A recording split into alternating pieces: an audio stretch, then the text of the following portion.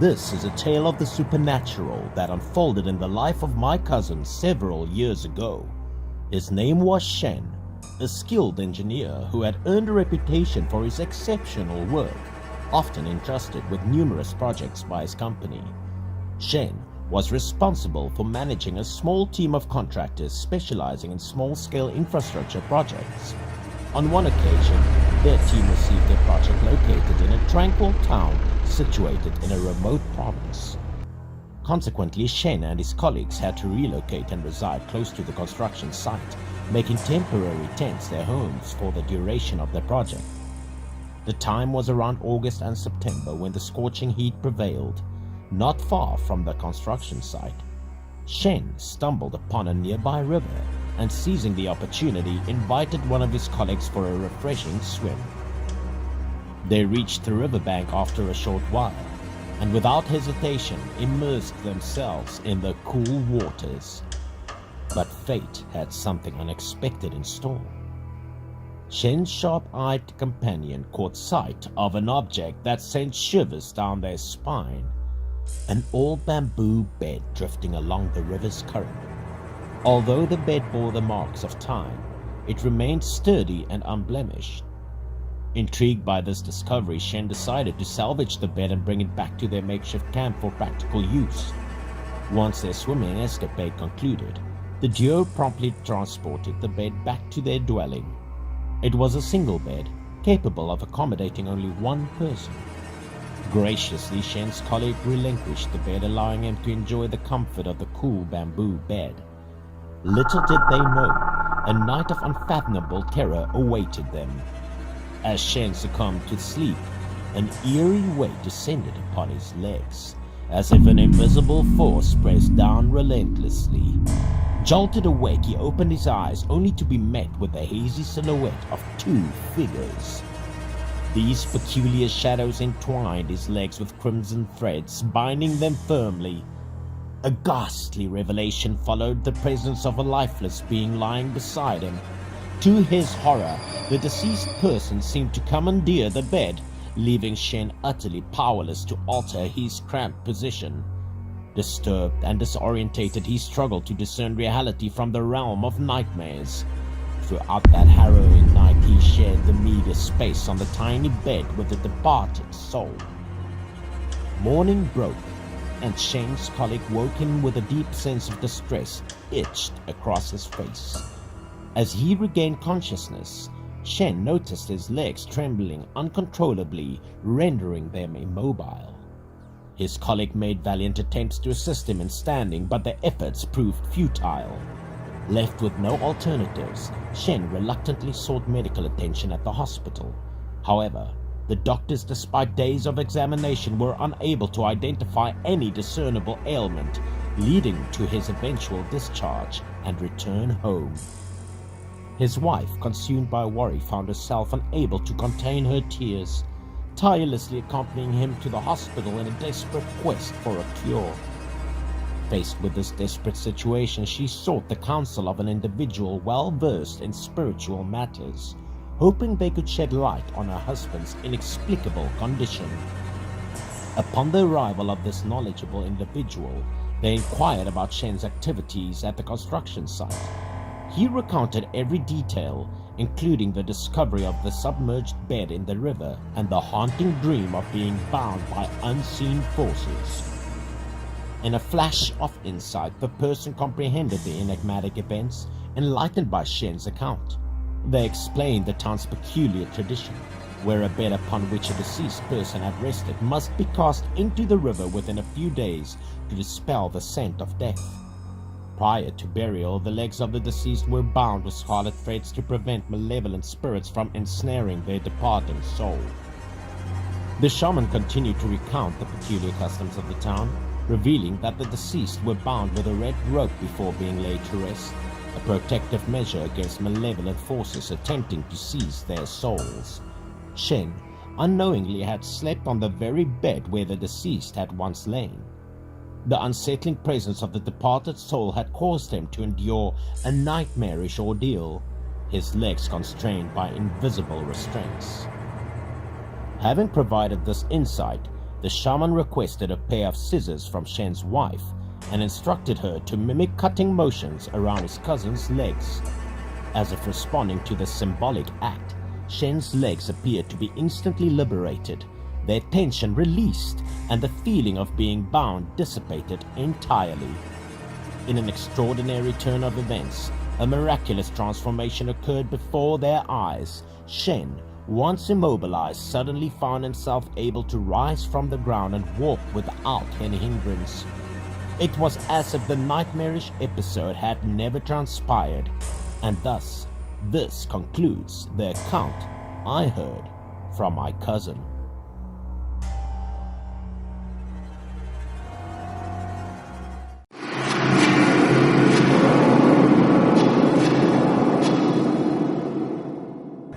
This eerie tale unfolds within the confines of my grandmother's house, with my uncle serving as the central character. Throughout his life, he was engrossed in his studies and didn't have to worry about much. My grandmother held a deep affection for him. Upon completing his education, my uncle secured a desirable position at a manufacturing factory in the district. Typically, he resided in the workers' dormitory and visited home only occasionally. However, on this particular occasion, my grandmother was celebrating her birthday, prompting my grandfather to invite my uncle to join the festivities. To reach home from the district, my uncle had to take a bus journey lasting approximately an hour and a half, followed by traversing a mountain trail leading to the house. Due to his delayed bus, darkness had already fallen by the time my uncle set foot on the mountain trail.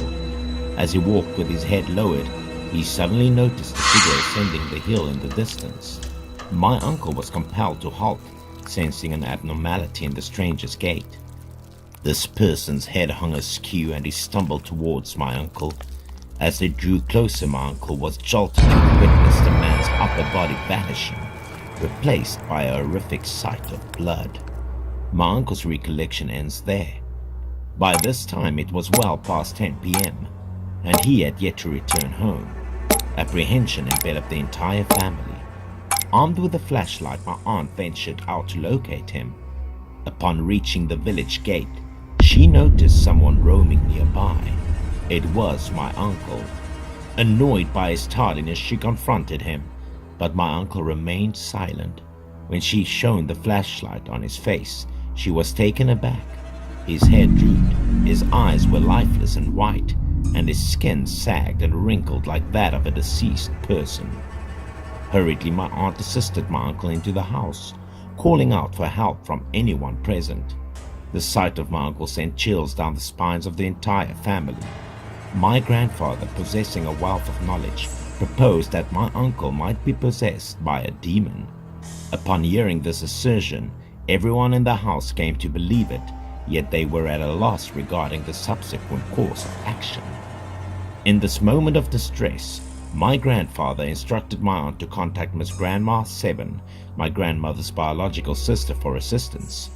Accompanied by my eldest uncle, my aunt set out to fetch her. Being over 70 years old with frail legs and feet, Miss Grandma 7 could no longer walk. They settled her in the back seat to the car, with my aunt accompanying her by foot. Upon their arrival, Miss Grandma 7 entered my uncle's room, engaging in a conversation that seemed directed at someone unseen. She spoke sternly and repeatedly with my uncle as if attempting to deter her presence. Her actions alternated between beating, scolding, and gentle yet firm speech. Suddenly, my uncle sat upright, assuming a vastly different voice. He claimed to be over 35 and expressed a desire to return home and see his wife and children. Tears streamed down his face. He recounted a tragic story of being a neighboring villager who worked outside and had rushed back on a stormy night after his wife gave birth. The treacherous mountain road, muddy and slippery due to the heavy rain, caused him to slip and fall down a slope, striking his head on a rock.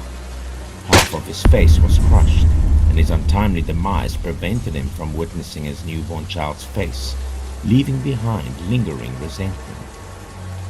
The tragic nature of his account left everyone in a state of confusion. Sensing the urgency, Grandma Seven gestured for my uncle's family to swiftly prepare the car. They transported my uncle to the location mentioned by the ghostly figure from the neighboring village. Informing his wife of the incident, they requested her to hold her baby. However, she couldn't help but feel a mix of suspicion and fear upon witnessing my uncle's unsettling appearance. Observing the individual clutching the child, Grandma Seven adamantly refused to let go. She urged him to depart swiftly, allowing the infant to breathe freely. At that moment, his wife stepped forward and snatched the child from his grasp.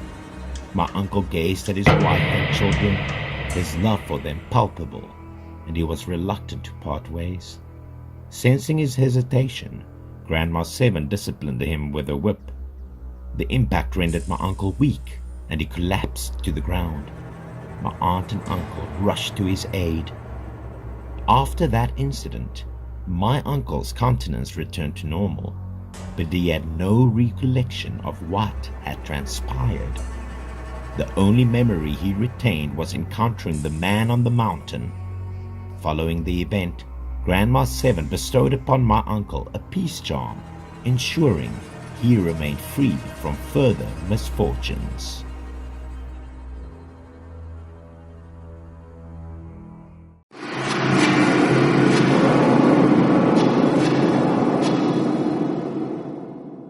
This is a chilling tale that unfolded in the year 2020. Exhausted from numerous days' overtime, I finally mustered the courage to request a well-deserved 3-day break from my company. With just 2 days remaining, I eagerly anticipated returning to my hometown, yearning for a change of scenery. My plan was to catch the last bus home, so as I waited, I indulged in a day of video games. As nightfall approached, and I satisfied my hunger with a leisurely dinner, patiently awaiting the bus's departure, admittedly, I felt a touch of laziness creeping into my bones. Under the cover of night, armed with a gift box bestowed upon me by the company, I boarded the bus destined for home. As the bus set off on its journey, I succumbed to the soothing motion and slipped into a nap. It was nearly 8 o'clock in the evening when I arrived at my village. Unfazed by the darkness enveloping the surroundings, I pressed on confidently. The path leading home was etched into my memory, guiding my every step. Lost in my thoughts, I walked the familiar route, contemplating various matters.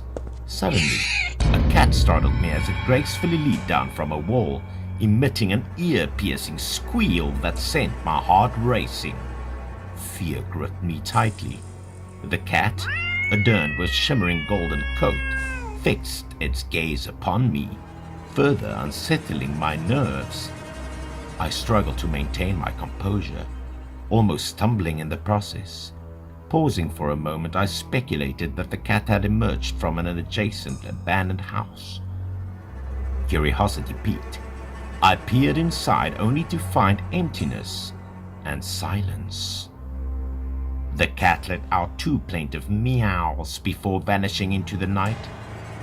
Intrigued, I placed the gift box on the ground, intending to inspect its contents briefly. However, a sudden wave of dizziness and profound fatigue washed over me, coaxing me into an overwhelming urge to sleep.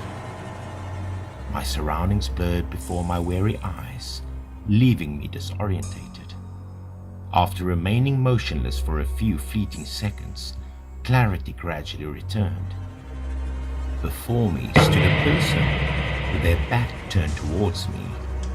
Though a sense of familiarity washed over me, I struggled to place their identity. Driven by an inexplicable force, I trailed behind them, mimicking their every step. Yet, with each passing moment, my strength waned and my legs grew heavy as if shackled by an unseen force. Eventually, the figure reached the gate, a gateway that led to my very own house. Intrigued and perplexed, I yearned to unveil their identity and decipher their purpose for entering my sanctuary. Alas, Weakened and on the verge of collapse, I lacked the strength to pursue them. With great effort, I traced the perimeter of the wall, eventually reaching my yard. Through the window, a heartwarming scene unfolded. My entire family sat together, sharing a joyous and harmonious meal. Their laughter and cheerful banter filled the air, creating an atmosphere of pure bliss. However, a sense of shock enveloped me when my eyes landed on a familiar figure seated at the dining table. Myself. Confusion and disbelief intertwined within me. How could this be? I stood frozen, unsure of how to proceed.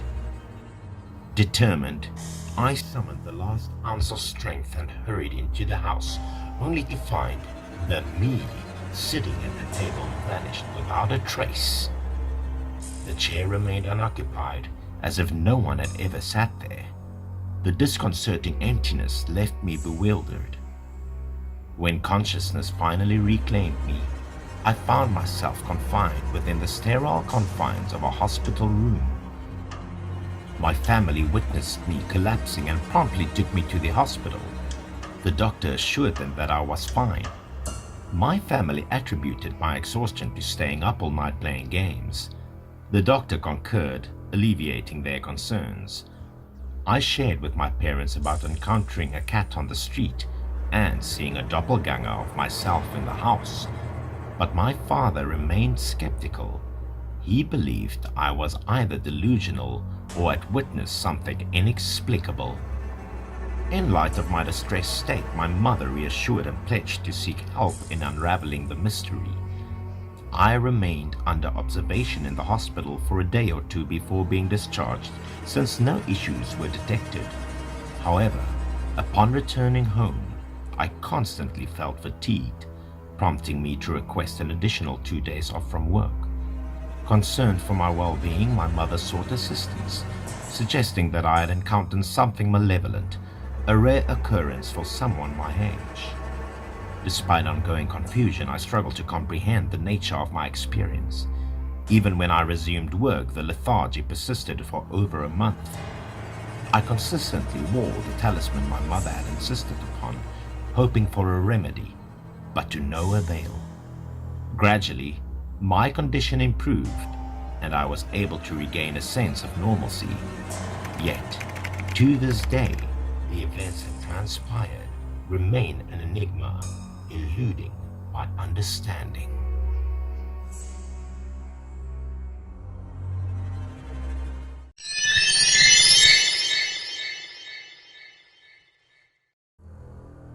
In the past, in our village, it was customary that children who died would not have proper graves, while all the adults were buried according to the local customs or cremated. Even smaller children were sometimes thrown onto the mountain. We had a special mountain called Hell's Mountain, where the deceased children were thrown. It was truly terrifying as we had to pass by it every day to reach school. When I went to school with my friends, I didn't feel scared except for a few occasions when we encountered wild dogs. They would dig and eat the bodies of the deceased children, which looked horrifying. This was truly a frightening and haunting experience from my childhood. The story I want to tell happened one day when I had an evening shift at school. I was so engrossed in my work that by the time I left it was already getting dark and raining heavily. There was no one to accompany me, so I had to run home as fast as I could alone. However, as I was crossing Hell's Mountain, I stumbled and fell to the ground. When I got up, I realized there was nothing under my feet that could have caused me to trip. As I was wondering about what just happened, I suddenly noticed someone standing behind me. It was a young man, and he took the initiative to start a conversation, asking if I was okay. Then he walked home with me. On the way, he asked me whose child I was. When I answered, he replied that he knew my older sister, and he accompanied me to the entrance of the village. Because the young man mentioned knowing my sister, I sent her a message. But after sending the message, I suddenly realized that this guy wasn't walking ahead of me, but rather he was walking behind me. So I turned around to look. At that moment, I was so scared that I almost wet my pants. The young man had a large gash on his face, and had a terrifying smile that stretched to his ears. I was in a state of panic and quickly called my mother, then ran home as fast as I could. When I arrived home, I saw everyone anxiously awaiting for me at the front door. My parents and grandparents were worried and didn't know what had happened to me. They guided me to bed, and all I could do was cry and couldn't say anything. After a while, when I calmed down, I narrated the story about the young man I encountered under the mountain to my family. However, my family didn't know who I was talking about. It took about 2 or 3 hours until I regained my strength and got up from bed to join them for dinner. My sister had also returned from school at that time. When I saw her, I suddenly remembered that the young man mentioned knowing my sister. I sat down and recounted the afternoon incident with her. After thinking for a while, my sister remembered a classmate who had passed away. Her friend Jen was also a resident of our village, but I was too young at that time, so I had no knowledge of her friend's death.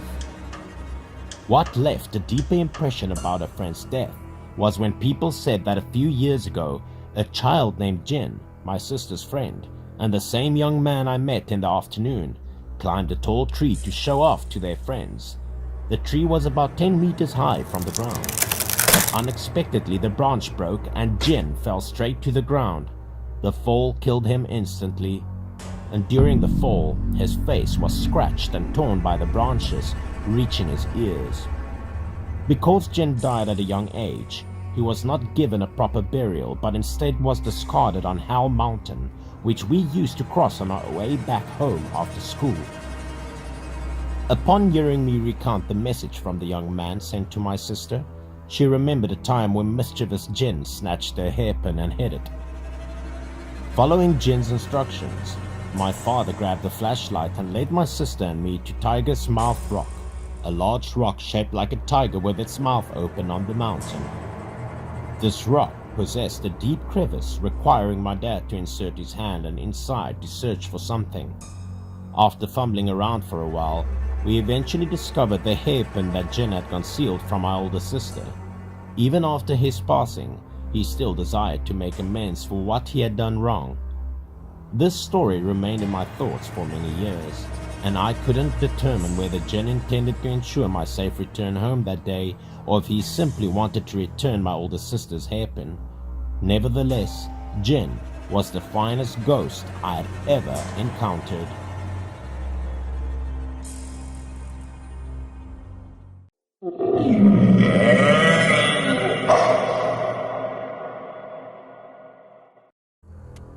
Every time I catch sight of the rain, my mood inevitably plummets. Rain has never been my favorite. The reason is quite simple. I harbor numerous sorrowful memories associated with rain. It was under the rain that my partner ended our relationship. I encountered an accident, and countless unfortunate incidents crossed my path. Speaking of which, there was a particular incident during my elementary school years that also took place in the rain. After school, my classmates and I took turns in performing janitorial duties. That day it was my friends and my turn. While engaging in playful banter, we ended up losing track of time, failing to complete our tasks before the end of the school day. It was only when thunder rumbled and the sky grew ominously dark that we noticed the impending rain. My friend alerted me to the approaching downpour, urging me to hurry home. Since I hadn't anticipated rain when I left for school that morning, I didn't have an umbrella. If I failed to make it back home in time, I would undoubtedly be drenched. Disregarding the rain, my friend and I decided to walk home. We managed to cover some distance, fortunately before the rain started pouring down. Eventually we reached a point where we had to part ways, as we lived in different villages. Crossing the rugged path through the forest, I realized that raindrops were already descending. Hastily I raised my hand to shield my head and quickened my pace, aiming to reach home as swiftly as possible. Understandably, in situations like mine, most people would opt to run in order to evade a thorough soaking.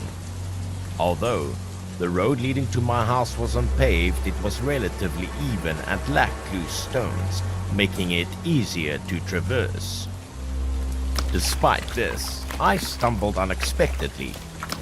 Quietly musing, I concluded that the slippery nature of the dirt path was the culprit behind my loss of balance.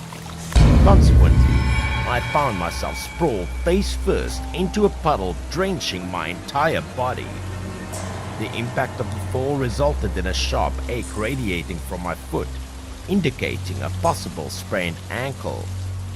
Running was now out of the question, and even walking became a struggle.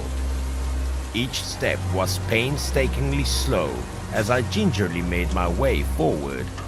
Limping along, I eventually reached the outskirts of the village, near the aging banyan tree. Rain soaked every inch of my being, and my throbbing foot intensified my discomfort. Seeking respite, I decided to take a brief rest beneath the tree. Its branches provided some shelter from the torrential downpour. I sat there, allowing myself a moment of reprieve, while the throbbing pain in my foot persisted. As time passed, the rain grew more relentless, leaving me increasingly uncertain about how I would manage to make it home. Walking, the only option left, entailed a distance of over 300 meters.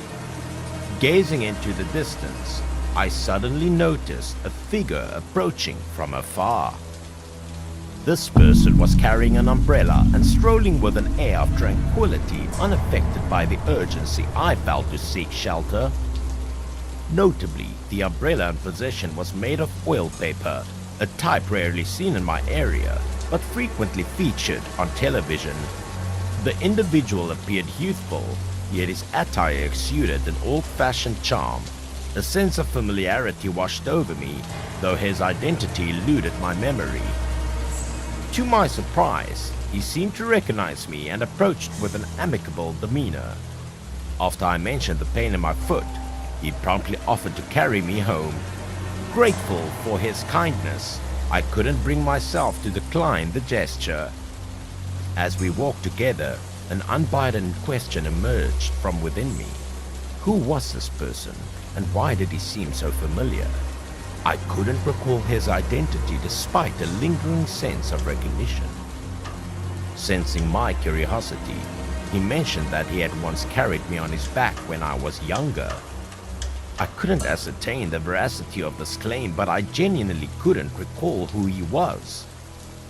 Eventually, he indeed carried me all the way home. When I turned around to express my gratitude once more, I realized that he had vanished, though I couldn't determine when exactly he had left. Upon reaching home, I examined my foot and noticed an unusual bruise around my ankle. It appears as though someone had forcefully grabbed my foot, causing me to fall. The following morning, I woke up and proceeded to school as usual. As I stepped onto the street, I unexpectedly encountered my young neighbor. The moment I laid eyes on his face, I immediately remembered the identity of the person who had carried me. It was his father. However, his father had passed away several years ago. I was astonished, and I recounted to the boy how his father had carried me home the previous night. At first, the boy dismissed my account as nonsense, finding it difficult to believe. But then, he revealed that it was his father's birthday yesterday, and perhaps, just maybe, he had truly returned.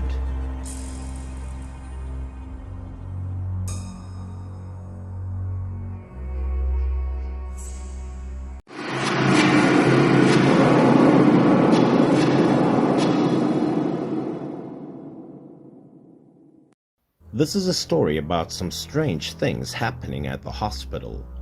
Each of us knows that in hospitals there were many stories of birth, old age, sickness, and death.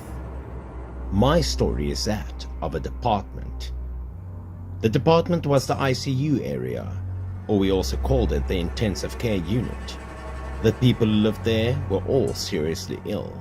It could be said that all patients there had been through the gates of hell once or several times.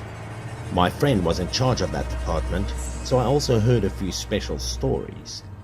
The story my friend told me was that there was an old man surnamed Chen who had just had a tumor removed by a doctor, and the old man was pushed into the ICU. The surgery went well and the old man woke up quickly, but when he woke up, the old man's voice suddenly became strange. He didn't even recognize his children when they were standing beside him. Moreover, he said that he was a different person now, and stranger than that was that he even gave another person's home address and the family background. All of this confused his children, as they were extremely worried about him without knowing if this was supernatural or some after effect from surgery. The doctor said that there was indeed someone with the same condition as described who was in this room before, but that person passed away. The doctor was also surprised to hear all this information. He thought that maybe the old man was having problems after surgery. When the doctor tried to explain to Mr. Shen's children what had happened, they couldn't believe it or understand anything. They could only listen to the doctor's observations and monitoring during the treatment. The old man had another very strange thing that night, that he did not sleep, but talked into the air as if no one was listening. There were voices and laughter as if there were real people in front of him. Symptoms lasted for several days like this. One night when the old man surnamed Lu was lying on the bed next to him, he heard a noise. When Mr. Lu was lying on the bed, he looked back and saw people gathering by the old man's bed. These people didn't have their faces cleared out. Their appearance might have been fake, or they were ghosts. Suddenly there was a lot of noise both inside and outside the bed he was lying on. He was so scared that he did not dare to make a sound and could only lie still on the bed pretending to be asleep. It was almost morning when the men took away a person who had lived in Mr. Shen's bed a few days ago but had died right before he took the bed over. The next day, 2 children came to see and visit Mr. Shen. Then Mr. Lu suddenly realized that Shen was still lying on the bed, but also talking normally. As nothing strange had happened, he said something. He said that maybe a few days ago Mr. Shen's bed had a dead person lying there, so he gained their memories. Yesterday, they came to take him away. He also had no recollection of what he heard the patient in the next bed moaning like he couldn't breathe.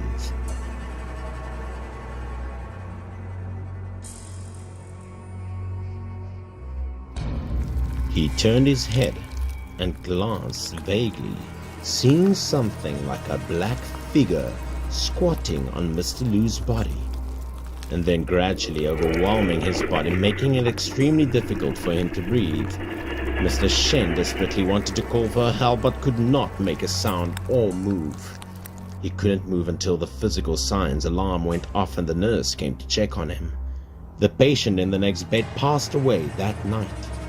He told the nurse what he saw, but the nurse didn't believe him at all, so the old man told his children.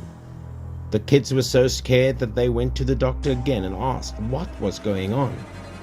The doctor said that this phenomenon was quite unique and was caused by different reasons that would affect the patient's recovery.